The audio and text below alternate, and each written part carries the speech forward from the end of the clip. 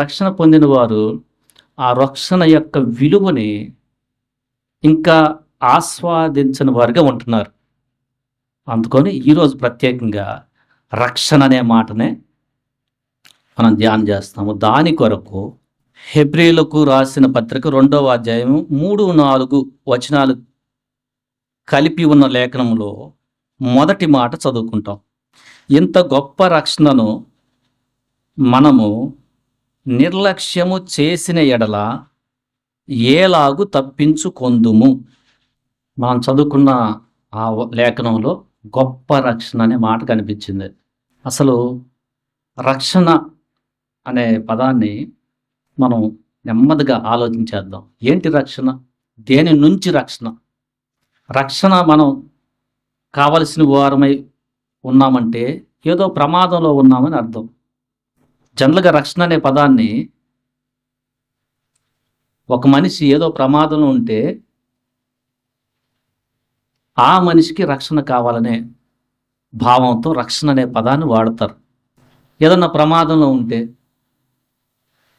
Car గుద్దబోతుంటే ప్రమాదంలో ఉన్నాడు, రక్షించడాన్ని అంటారు. లేకపోతే చచ్చిపోతాడని అర్థం. యాక్సిడెంట్ అవుతుంది, కాళ్ళు చేతులు కూడా పోవచ్చు. ఎవడన్నా కొడతానికి వచ్చాడు అంటే ఏం జరుగుతుంది? అక్కడ ప్రాణం తీస్తానికి వచ్చాడు. కొట్టే ఆయన చాలా బలవంతుడు. అయ్యో నన్ను రక్షించండి అని అరుస్తాడు అక్కడ.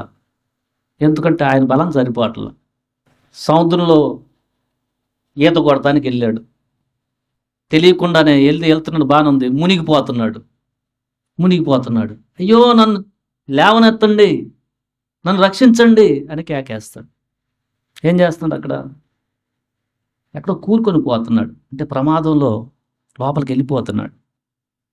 రక్షణ అనే పదం దాని భావం ఏంటంటే మనల్ని ఒక ప్రమాదాన్ని నుంచి తప్పించుట. అయితే మనం చదువుకున్న లేఖనంలో రక్షణ అనే భావాన్ని ఏ మనసుతో రాశారు అనేది మనం ఈరోజు మనం చూస్తున్నాం. మనకి లేఖనం మొత్తం చెప్తుంది కూడా ఏంటంటే దేవుడు ప్రపంచాన్ని సృష్టించాడు. అంటే ఆకాశము, మహాకాశము, భూమి, సముద్రాలు, అందులో ఉన్న ప్రాణులు, భూమి మీద జీవించే ప్రాణులు, ఆకాశంలో ఎగిరే ప్రాణులు అన్నిటినీ సృజించాడు. మనిషిని కూడా సృజించాడు. మొట్టమొదటగా ఆయన మనిషిని సృజించినప్పుడు పాపంలో ఇంకా పడక మునుపు తన స్వరూపంలో చేసుకున్నాడు. అంటే దేవునికి ఉండే ఆ క్వాలిటీస్ మనిషికి కూడా ఉంటాయి. అంటే దేవునికి ఉండే పరిశుద్ధత, దేవుడు ఆలోచించే విధానము, జ్ఞానం, ఈ క్వాలిటీస్ న్యాయంగా ఉండాలి. ఇవన్నీ కూడా మానవునికి ప్రత్యేకంగా ఆత్మని అనుగ్రహించి జీవవాయువుని చేశాడు. దేవుడిచ్చిన ఒక ఆజ్ఞని నువ్వు కైకొనాలని చెప్పాడు దేవుడు. మానవునికి ఫ్రీ విల్ ఇచ్చాడు. అంటే దేవుడు మానవునికి ఏమి ఇచ్చాడంటే స్వాతంత్రం ఇచ్చాడు. అది చెయ్యొచ్చు, చేయకపోవచ్చు. ఆ స్వాతంత్రంలో ఆ ఆజ్ఞ ఇచ్చినప్పుడు మానవుడు ఆ ఆజ్ఞని చేయలేకపోయాడు, అతిక్రమించాడు. దేవుడు ముందే చెప్పాడు, నువ్వు ఆజ్ఞని అతిక్రమిస్తే నీకు ఆత్మీయ మరణం సంభవిస్తుంది చెప్పేశాడు. దాని అర్థం ఏంటంటే నీవు నాకు దూరం అయిపోతావు.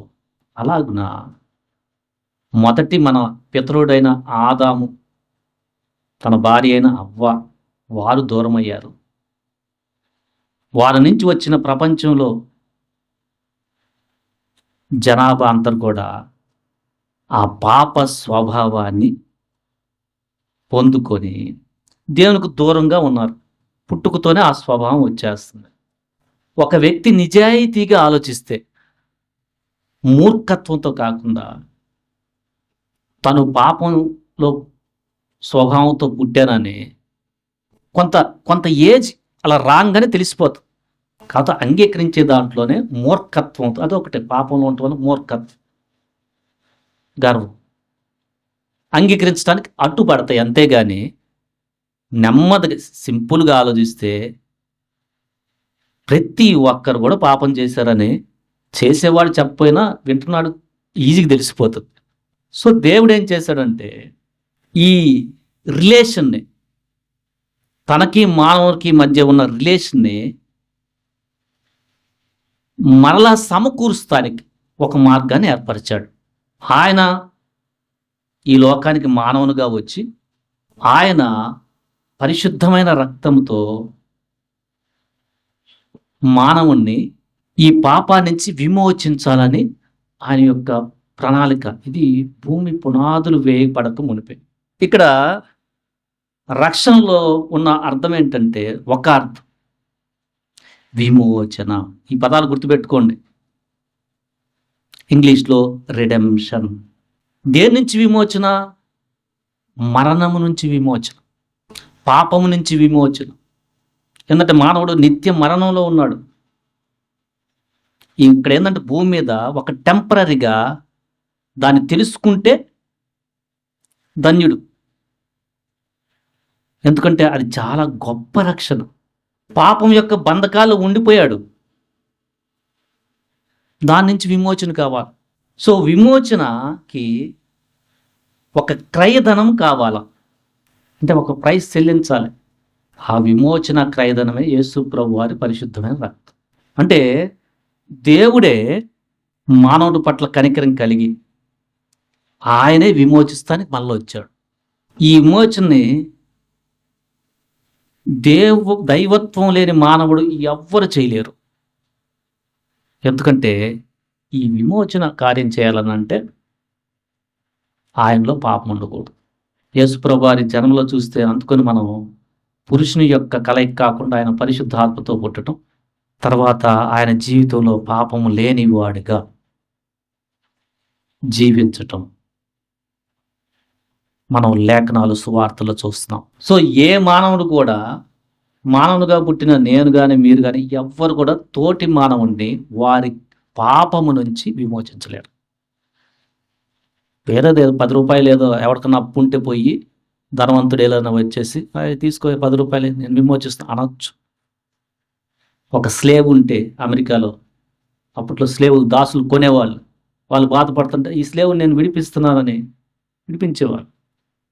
ఇది వేరు.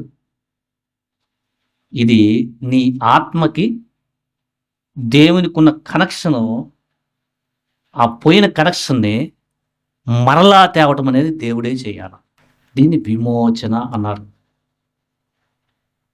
విమోచన క్రయధనము అంటే దానికి చెల్లించాల్సిన ప్రైస్ ఏంటంటే దేవుని యొక్క రక్తం. ఆ రక్తముతో ఆయన విమోచన కార్యాన్ని చేశాడు. ఎలా దీన్ని నమ్మచ్చు అంటే ఆయన 3వ దినాన తిరిగి లేచాడు. ఇది చాలా ఇంపార్టెంట్ అంశం రక్షణలో. ఆయన మరణాన్ని జయించి 3వ దినాన పునరుద్ధానుడై లేచాడు. సువార్తలో ఒక అంశం ఏంటంటే నీ పాపాల కోసం క్రీస్తు మరణించాడు. అది ఒక భాగం. అక్కడితో ఆగల.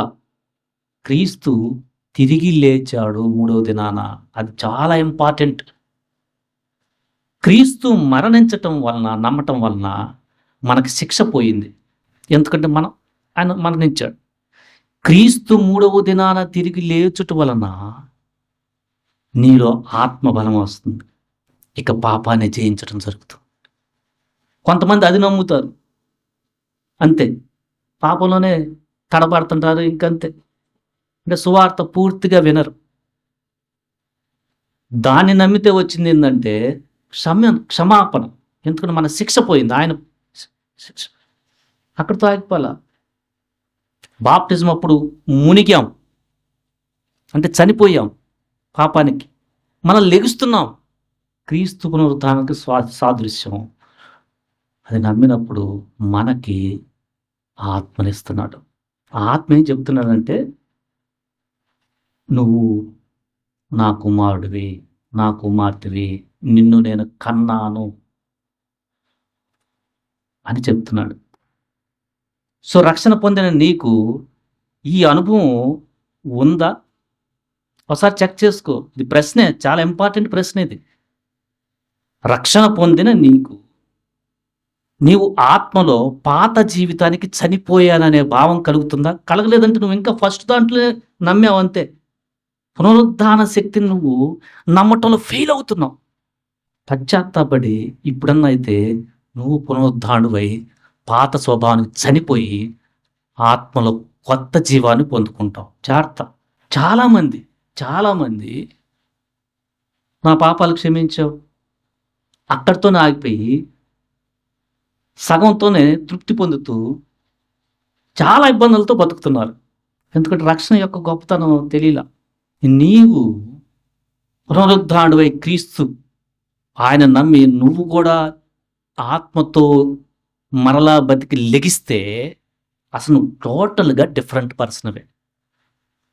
ఇన్ స్పిరిట్ నీకు ఆత్మ ఏమిస్తున్నాడంటే, నేను నిన్ను కన్నాను, నువ్వు నా బిడ్డవి. ఏదో మాటలో చెప్పటం కాదు, నా తండ్రి అని అనుభవం. ఆత్మ పొందుకున్న నీవు ఈజీగా చెప్పగలవు. ఏంటి, ఇంకా తండ్రి అనకుండా ఉండలేవు, ప్రార్థన చేయకుండా ఉండలేవు. ఉంటదే ఇక్కడ నీ కుటుంబంలో ఉన్నా, ట్రావెల్ చేస్తున్నా, తింటున్నా, చదువుతున్నా, ఎక్కడున్నా టెంపరీగా ఇక్కడ ఉంటున్నావు భూమి మీద, బట్ యు ఆర్ కన్ఫర్మ్డ్ అక్కడ వాడు అని. ఎట్లా? ఆత్మ. ఎఫెసీయులకు రాసిన పత్రికలో 1వ అధ్యాయం 13 ఒకరు చదవండి. మీ రక్షణ సువార్తను విని చేయబడిన ఆత్మ చేత ముద్రింపబడితిరి. ఇది మీరు ముద్రింపబడ్డారా? మీరు కూడా క్రీస్తు సువార్తను విని యేసుప్రభు వారు ముందే చేసిన వాగ్దానం. ఈ మాటలు చాలా జాగ్రత్తగా నిదానం ప్రతి మాట పట్టుకోండి మీరు.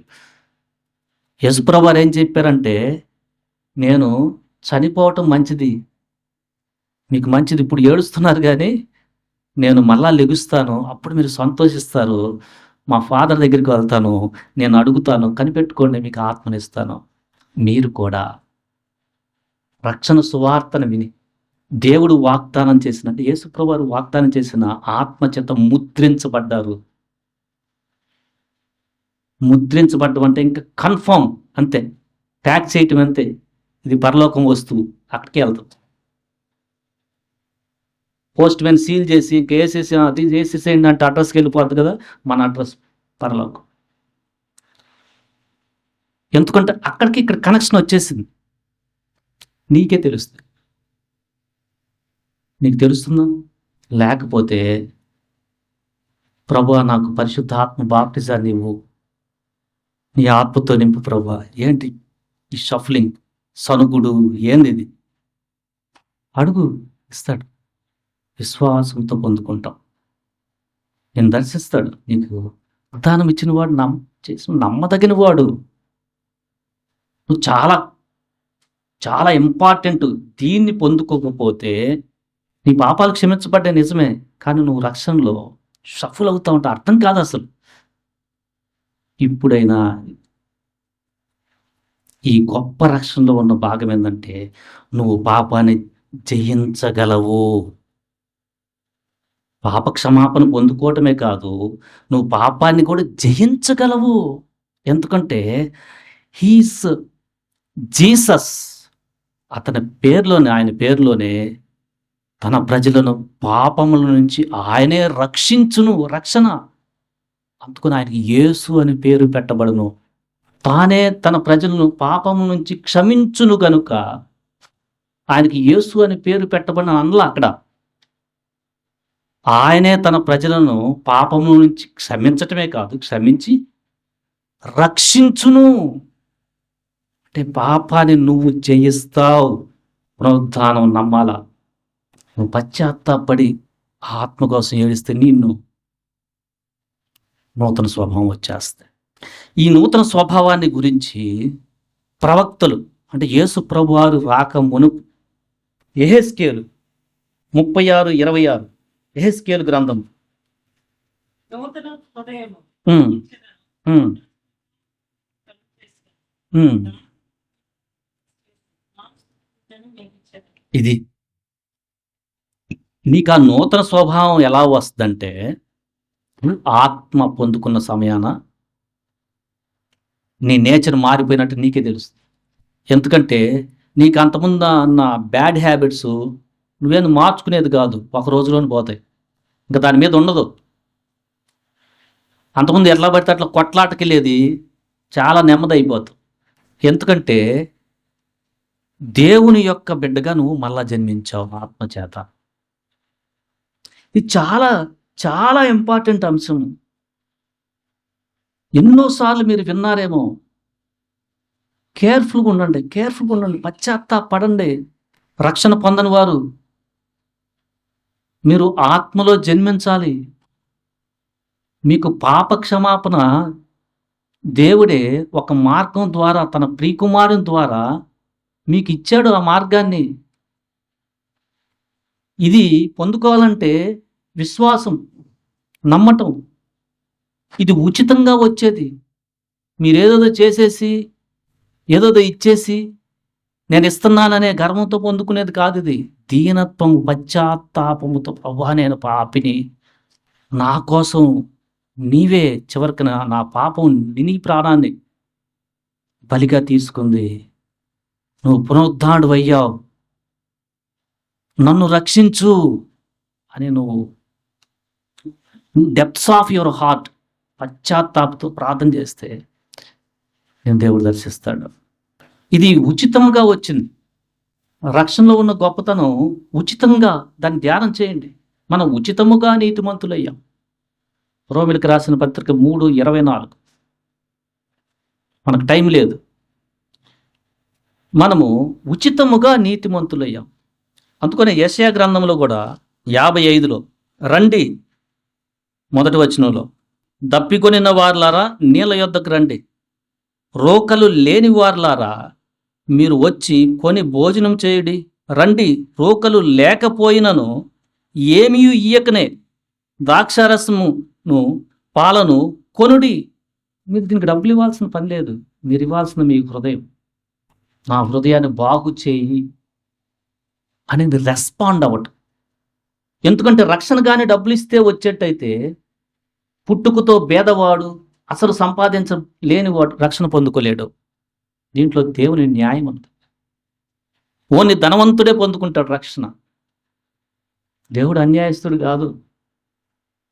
ధనవంతుడైనా, జ్ఞానైనా, పేదవాడైనా, పురుషుడైనా, స్త్రీ అయినా, అనాగరికుడైనా, దాసుడైనా, యజమానుడైనా, చదువుకున్నాడైనా, చదువులేని పామరవాడైనా, సాకలైనా, మంగళాడైనా, సాఫ్ట్వేర్ ఇంజనీర్ అయినా, ప్రధానమంత్రి అయినా, ఎవ్వరికి కూడా దీని మార్గంలోకి వచ్చే విధానం సింపుల్. నీ హృదయంలో నీలో పాపం ఉందని నువ్వు గ్రహింపుకొచ్చి, నన్ను నేను విమోచించుకోలేను, ఏ మానవుడు కూడా విమోచించలేడు, యేసు క్రీస్తు దేవుని కుమారుడు నా పాపాల నిమిత్తము శిలువలో ప్రాణాన్ని పెట్టి పరిశుద్ధమైన రక్తాన్ని చిందించాడు, ఆయన పునరుద్ధారుడై తిరిగి లేచాడు, ఆయనే నాకు రక్షకుడు అని వస్తే రోకలు లేకుండా ఉచితముగా మనం ఈ రక్షణ పొందుకుంటాం. ఈ ఉచితంగా రక్షణ పొందుకునే దాంట్లో ధ్యానం చేస్తే మనం ఎక్కడెక్కడో పోయి ప్రయాణాల్లో ప్రయాసపడటం ఎంత ఖర్చు. అది దేంట్రా, ఇది దేంట్రా, అది కొట్టండి, అయ్యవండి, అవన్నీ లేవు. ఫ్రీ. కావాల్సింది ఏంటంటే నువ్వు ధ్యానం చేయి. నువ్వెంత పాపివి. ఇప్పుడు దాకా మందిరానికి వస్తా, మళ్ళా ఇంటికి వెళ్తున్నావు, మళ్ళా కోపము, మళ్ళా దేవుని ఈ లోకంలో ఉన్న మాటలేను, ఎట్లా పడితే ధనం విషయంలో ఏది ఈ ఆలోచన ఏగా. రక్షణ పొందిన నీ పరిస్థితి అలా ఉండదు. రక్షణ పొందిన నీ పరిస్థితి మార్పు వస్తున్నట్టుగా గమనిస్తావు. మార్పు మొదలైంది నాలో అని గమనిస్తావు. అది పరిపూర్ణమయ్యేది టైం పడుతుంది, కానీ మార్పు మొదలైంది నాలో. దేవుడిచ్చిన ఆత్మను బట్టి, దేవుని ఆత్మతో నీ ఆత్మ కడగబట్టాన్ని బట్టి, అపరిశుద్ధమైన నీ హృదయము దేవుని యొక్క పరిశుద్ధమైన రక్తంలో కడిగి నువ్వు పవిత్రపరచటాన్ని బట్టి నువ్వు గమనిస్తావు. ఇది మనకి ఉచితంగా వచ్చింది. ఇది భూమి పునాదులు వేయబడక మునిపే వచ్చింది. ఎఫెసీయులకు రాసిన పత్రికలో మీరు క్రీస్తు రక్షణ పొందారని అంటే మీరు దేవుని చిత్తంలో ఉన్నారు. 1వ అధ్యాయము 4-6 కలిపి ఉంటే చదవండి.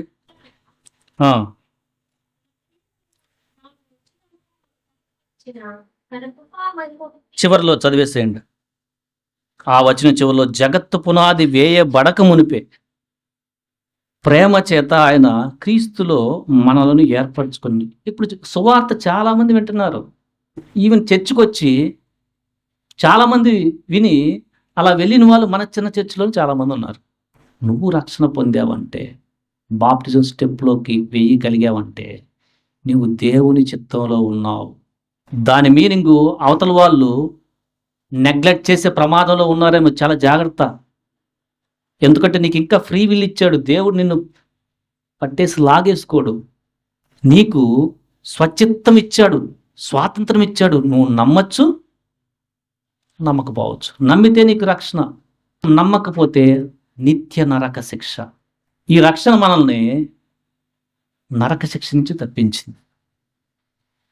మీకు అది చాలా చిన్న మాటగా ఉంటుందేమో. అక్కడికి వెళ్ళి పడుతున్న వాళ్ళ పరిస్థితి చూస్తే వాళ్ళకి కరెక్ట్గా అర్థమవుతుంది. నిత్యము మండే అగ్నిగుండములో నీవు బాధపడటం ఊహించగలవా? ఇక దాంట్లో టైం లేదు. ఎటర్నల్ హెల్. అదే 70 సంవత్సరాలు ఇక్కడ బతికాను కాబట్టి ఇంకో 70 సంవత్సరాలు దాంట్లో లేదు. అది నిత్య మరణం. దాని నుంచి నువ్వు తప్పించబడ్డావు. ఒకసారి నువ్వు ధ్యానం చెయ్యి. ప్రభులోకి వచ్చిన తర్వాత ఇంకా ఈ లోకం వాటిని సరిగా ఉంటూ ఏం చేశాడు అంటున్నావు అంటే అసలు నీకు అర్థమైందా? వివేకం, జ్ఞానం ఉందా? ఒక తండ్రి కుమారుడికి అన్ని చేసిన తర్వాత కూడా నువ్వేమిచ్చావంటే ఎంత మూర్ఖుడా కుమారుడు. అని తండ్రి ఏమనుకుంటాడు? ఏంది ఇంత చేసినా కూడా వీడికి ఏంది? అంత అజ్ఞానంలో ఉన్నారు చాలామంది. రక్షణ విలువ తెలియక. ఏంటంటే వాళ్ళు చూస్తున్నారు. ఈ లోకంలో బిల్డింగ్ని కనిపిస్తే ఇంకా ఈ కావాలా? అక్కడ క్రీస్తు నీకు కట్టించిన బిల్డింగ్ ఆలోచిస్తున్నావా? అంటే నువ్వు ఆత్మ పొందుకోలేదేమో. ఎందుకంటే నీకు తెలియట్లే ఇవన్నీ. ఆత్మ పొందుకుంటే ఆయనే నాయే నీకు అప్పుడు అర్థమవుతుంది. మామూలుగా ఒక చిన్నది ఏదన్నా అట్లా కట్ అయితేనే మనకు అమ్మో బాగుండి మనం చాలా రోజులు ఏడుస్తామే. నిత్య అగ్నిగుండంలో నువ్వు నిరంతరం బాధపడ్డా ఆ బాధను ఒకసారి ధ్యానం చేసావా? దాని నుంచి ప్రభు నేను తప్పించాడు. నిత్య అగ్నిగుండంలోకి వెళ్ళటం కంటే నువ్వు ఒక కన్ను పోగొట్టుకొని కూడా పాపంలో జీవించుకుంటూ నీకు మేలు అన్నాడు. నీకు ఆ భావం తెలిసిందా? నీకు అసలు 2 కళ్ళలో ఉండి నువ్వు ఇంకా రక్షణ పొందుకోకుండా జలసాగా తిరుగుతూ ఉంటే నువ్వు చాలా ప్రమాదంలో ఉన్నావు. ఎందుకంటే ఒక్కడిని గుడ్డేడు ఆల్రెడీ ప్రభులోకి వచ్చేస్తే వాడు బెటర్ నీకంటే. ఎందుకంటే వాడు సీట్ కన్ఫర్మ్ చేసుకున్నాడు పరలోకంలో. నువ్వు నీకు తెలియకపోతే అజ్ఞానంలో అనుకుంటావు నాకు 2 కళ్ళు ఉన్నాయి భలే తిరుగుతున్నానే అని. దానికి తిరగటం, ఆ సినిమాలు చూడటం, ఇది చేయటం అనుకున్నావు. ప్రభు చెప్తున్నాడు వాడు మంచి పని చేసుకున్నాడు రా, వాడి గురించి మంచిగా ఆలోచించుకున్నాడు. సో రక్షణ లేకపోతే ఉన్న ప్రమాదాన్ని నువ్వు ధ్యానం చేస్తే దాని యొక్క విలువ నీకు చాలా ఇంకెక్కువ తెలుస్తుంది. ధనవంతుడు మొత్తం జల్సాగా ఇక్కడ జీవించి పాతాళంలో యాతన పడతా ఉన్నాడు. లూకాసు వార్త 16 చెప్తున్నాడు, అయ్యా నాకు చెప్పినప్పుడు తెలియలేదు, మాకు తమ్ముళ్ళు ఉన్నారు, అన్నలు ఉన్నారు, వాళ్ళకి తెప్పించయ్యా.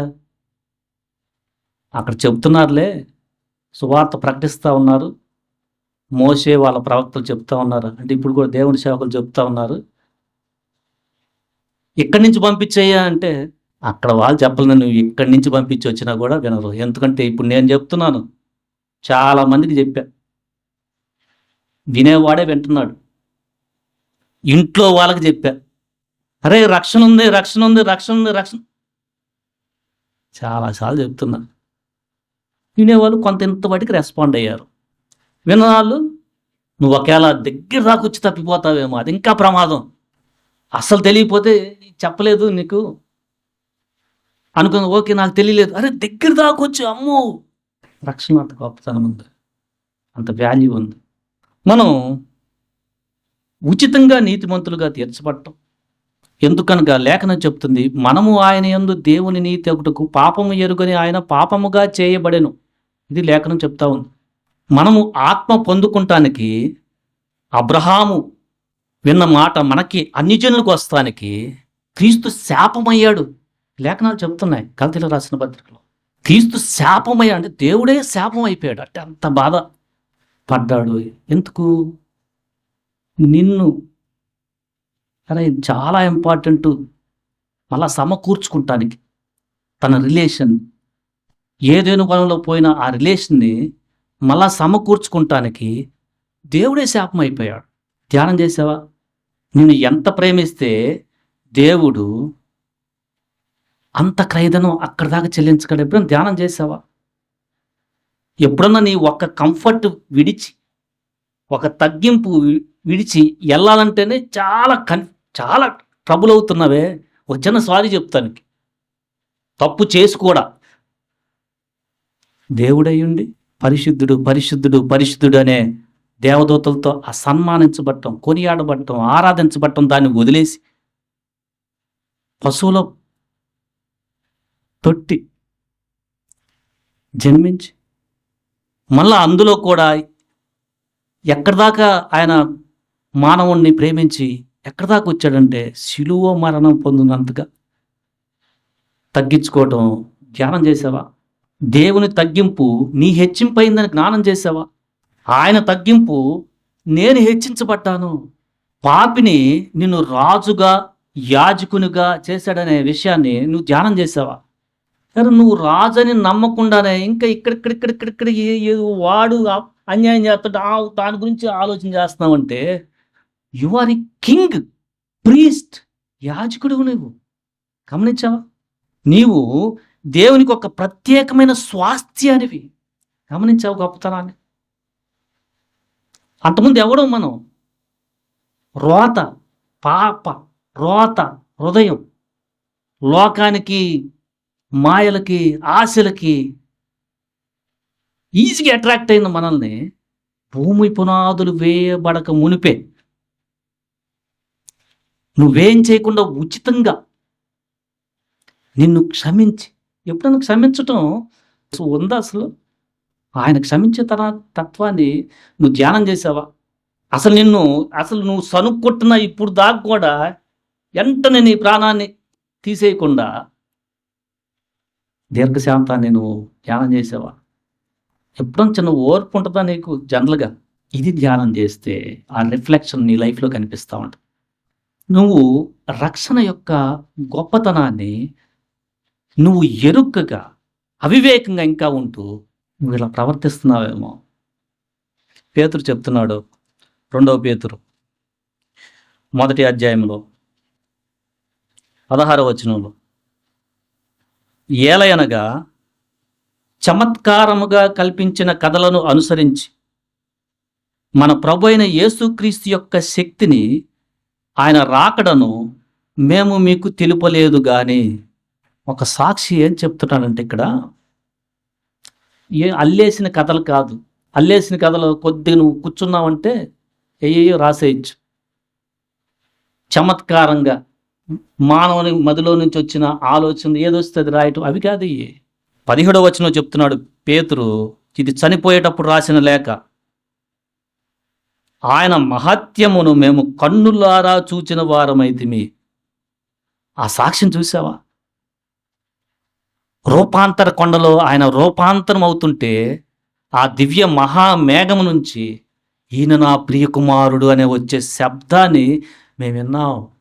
మేము కథలు అనుకుంటున్నావేంటి? ఇంత లేట్ చేస్తానికి రక్షణ గురించి? చమత్కారంగా చెప్పిన ఈ కాక్ అండ్ బుల్ స్టోరీస్ కాదు, కాశీ మదిలి కథలు కాదు ఇవి. ఊరిని ఇంటి పోతానికి బాగుంది కానీ ది ట్రూత్. యేసు ప్రభువారు మత్తయి సువార్త 13వ అధ్యాయంలో 17వ వచనం, అనేక ప్రవక్తలను నీతిమంతులను మీరు చూచు వాటిని చూడగోరియు చూడకపోయిరి, మీరు విను వాటిని వినగోరియు వినకపోయిరి అనే మీతో నిశ్చయముగా చెప్పుచున్నాను.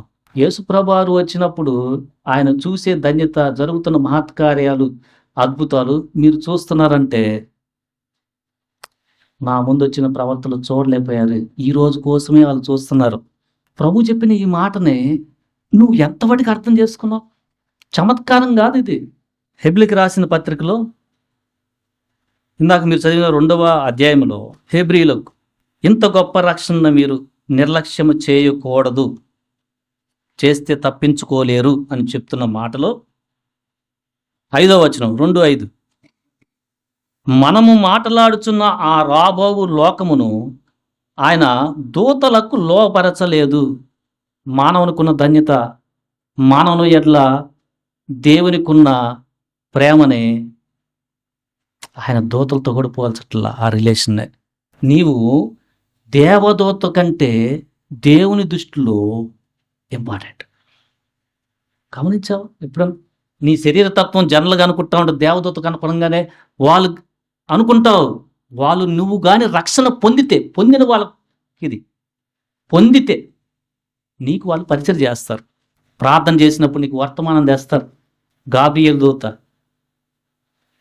నువ్వు ప్రార్థన చేస్తూ ఉంటే దురాత్మలు అడ్డుకుంటా ఉంటే అది జరుగుతానికి ఫైట్ చేస్తుంటారు. దానియేలు చూసాం మనం. ఫైట్ చేసి ఆ సమయానికి తెచ్చేస్తారు. గమనించావు? నీకు నీ ధన్యత రక్షణలో. వారు రక్షణ అన్ను స్వాస్థ్యము పొందబోరు వారికి సేవకులైన ఆత్మలు కదా. హెబ్రీయులకు 1వ అధ్యాయం 14వ వచనం. ఈ ధన్యత గమనించావా రక్షణలో? నీకు నాకెవడున్నాడబ్బా చేసేవాడు? ఏంది నువ్వు? ఏంది నీ విశ్వాసం? నీకంటే ఆడున్నాడులే, నాకెవడున్నాడు చేసేవాడు? చిన్నప్పటి నుంచి బేస్ లేక ఏంటి రక్షణ పొందుకుందనేది తెలియక ఎక్కడో ఇటు పక్క వెళ్ళిపోయి రక్షణ స్ట్రైట్గా నడవకుండా వంకర మార్గంలోకి వెళ్ళి ఎవడున్నాడులే చేసేవాడు. ఏం చేసావు? నీ పాదములకు రాయి తగలకుండా వారు నిన్ను పట్టుకుంటారు. నువ్వు రక్షించబడి ఆత్మ పొందుకొని ఆయన ఆజ్ఞలను పాటిస్తూ ఉంటే. సో మనం ఈరోజు ఇది చాలా గొప్ప రక్షణ. ఇక్కడ రక్షణ లేని వారు చాలా జాగ్రత్తగా ఇది మీరు ఇంకా వింటా అలా ప్రొలాంగ్ చేశారంటే మీ హార్ట్ ఇంకా ఒకవేళ ఇంకా రెస్పాండ్ అవ్వదని ఇంకా దేవుడు తీసేసుకోవచ్చు. ఇది అయిపోయిందిరా. చాలామంది అట్లా రే తాగువాకరా అంటే ఒకసారి వెళ్ళే ఈ మొత్తం మానేసుకొని పోతానంటాడు. ఇంకెక్కువ తాగేస్తాడు, తర్వాత ఉన్నాడు. ఇక్కడ మటుకి చాలా ఆడంబరాలు. తన యొక్క పాప స్థితి గమనించిన ఆ మార్గం తెలుసుకొని అంగీకరించకుండానే ఇక చివరికి ఏముంటుంది? మైండే గుర్తురాదు, కోమాలోకి వెళ్తారు కొంతమంది. రేపు అనుకొని జనరల్గా ఏమవుతున్నారు? ఇంకా అయిపోయింది, కోమాలోకి వెళ్ళిపోవటం. ఇంకా సువార్త చెప్పినా ఏమర్థమవుతుంది? ఏం అంగీకరిస్తాడు? రక్షణ పొందని వృద్ధాప్యంలో ఉన్న మీరు ఇదే రక్షణ దినము. ఇంత గొప్ప రక్షణ నిర్లక్ష్యం చేస్తే ఇక్కడ చాలా ప్రమాదం ఉంది. నిత్య నరకాగ్ని. రక్షించబడిన మనం రక్షణలో పాప క్షమాపణ అక్కడే ఆగద్దు. పాపం నుంచి రక్షణ. యేసు ఆయన పేరు. ఎలా? దేవుడు ఆత్మతో కన్నాడు, తన ఆత్మనిచ్చాడు. ఆ ఆత్మకి యేసు క్రీస్తు పరలోకంలో తన తండ్రి కుడిపార్శ్వన మన కోసం విజ్ఞాపన చేస్తూ నిరంతరంగా రక్షిస్తానికి ప్రార్థన చేస్తూ ఆ కనెక్షన్తో ఈ సమయంలో ఏం చేయాలనే వివేకం, జ్ఞానం, ఆయన వైద్యుడిగా స్వస్థత, జరగబోయే చెప్పే ప్రవచన వరం, దేవ భాషలతో భాషల్లో మాట్లాడే వరం, దేవుని జ్ఞానాన్ని మర్మాన్ని చెప్పే జ్ఞానవాక్యం, బుద్ధివాక్యం, ఇవన్నీ కూడా నీకు ఈ రక్షణలో ఎదుగుతానికి సహాయం చేస్తాయి. ఇది చాలా గొప్ప రక్షణ. నిజంగా నువ్వు అర్థం చేసుకుని రక్షించబడితే చివరి దాకా కూడా ఆయన విడవడు ఎడబాయుడు. అది నిత్య రక్షణ. నువ్వు ఏదో సగం తెలుసుకొని ఆత్మను పొందుకోకుండా ఉంటే జాగ్రత్త. అది చాలా షఫల్ అవుతూ అవుతుంది. చివరిదాకా విశ్వాసం ఉంటావు, ఈ లోకంలో తేమలాగా మాయలో పడిపోయి చిక్కిపోతావేమో. నీకెందుకంటే రెండో భాగం కరెక్ట్గా తెలియట్లా. పునరుద్ధానం, నీకు నూతన హృదయం, నూతన స్వభావం. రే ఇది చేయండి అని చిన్న పిల్లకాయలాగా ఇది చేయండి అని చెప్పేది కాదు. ధర్మ విధులను నీ యొక్క హృదయంలో రాస్తాడు. అందుకని చిన్నదానికి అది ఏంది, ఈ డ్రెస్ వేసుకోవచ్చా, అదే ఇచ్చా, ఆ ట్యాటూ వేయించా, ఏంటి పరిశుద్ధత చెప్తాడు.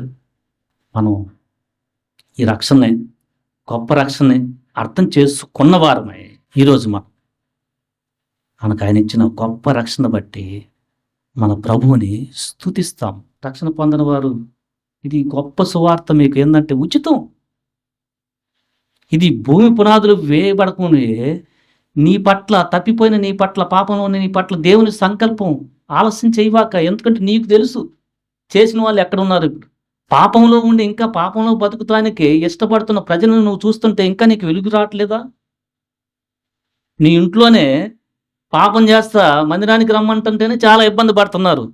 నీకు తెలియట్లేదా ఎంత పాప యొక్క స్థితి ఈ లోకంలో ఎంత ఉందని? నువ్వు ఇక్కడికి వచ్చావు, చాలా దగ్గరకు ఉన్నావు, చాలా జాగ్రత్త అయ్యా, రక్షణ పొందు, ప్రభువుని బట్టి సువార్త ప్రకటిస్తున్నాను, బీ కేర్ఫుల్, లేకపోతే తప్పించుకోలేవు నరక శిక్ష నుంచి. రక్షించబడితే దేవునితో నిత్య ఆనందం, నిత్య సంతోషం, బాధ లేదు, రోగం లేదు, వ్యాధి లేదు. దేవుడే కట్టిన పరిశుద్ధమైన, అదే ముత్యాలతో, రత్నాలతో, బంగారపు వీధులతో దేవునితో నిత్యం సంతోషించే ప్రదేశం. దీనికి నువ్వు చేయాల్సింది, ప్రభువా నేను పాపిని, నా పాపాల నిమిత్తం నువ్వు ఆ కలువరి శిలువలో ప్రాణం పెట్టావు, మరణించావు, నీ పరిశుద్ధమైన రక్తాన్ని కార్చావు. అంతేకాదు, నువ్వు మరణాన్ని జయించావు. నువ్వు ఒక్కడవే దేవుడు నా పాపాలు క్షమిస్తుంటే రక్షణ లేని నీకు ప్రభు రక్షణ ఇస్తాడు. దేవుడి మాటలు దీవించునుగాక. ఆమేన్.